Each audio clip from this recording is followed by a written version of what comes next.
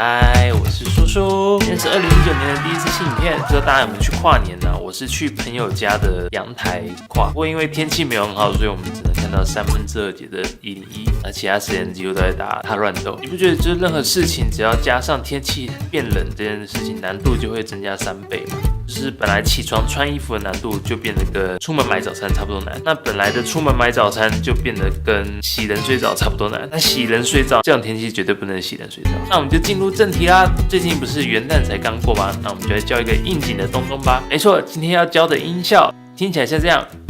什么东西？什么东西？什么东西？什么东西？破音的音效。那要学会破音这个音效，你可以先把你的声音分成2个状态，一个就是真音，一个就是假音。真音的特色就是它听起来声音是比较实的啊，那假音就是气会漏的比较多，声带会比较开一点首先我们就选一个长音，像刚才的啊这个音，我们在这个长音的中间愣找一个点，让它很快的变成假音，然后再变成真音但是如果你那个假音的长度拉得太长，好像你是在唱歌一样，就不会有破音的效果。好像变成什么交通工具的音效，所以要听起来像破音。重点是你那个切换的假音要够短，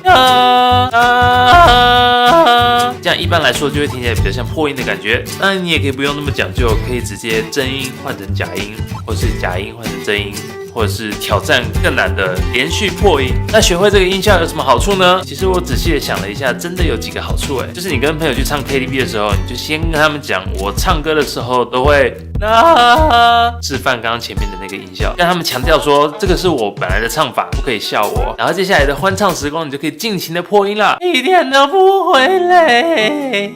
我要在谁能够找到？不是东西，我不是东西，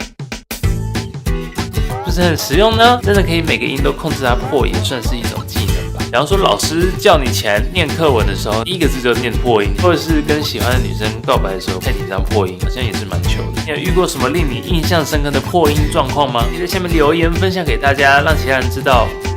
不是孤单的。以上就是今天的音效教学。如果你喜欢这个影片的话，记得帮我按喜欢、分享这个影片，还有订阅我的频道。那今天就这样了，拜。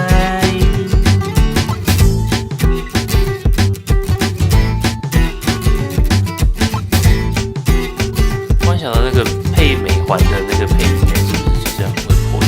小丸子是美环吗？还有那个鸡与牛的配音也是鸡与牛。这也算是一种破音吧。